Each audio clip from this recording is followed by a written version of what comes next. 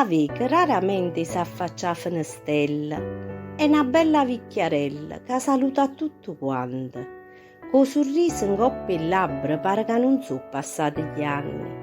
Vuoi vivere essa sola perché cullata non si trova, mantiene a casa sua come se fosse una figliola, lava, cose, stira e non si stanca mai perché l'ha sempre fatta quando era guagliona.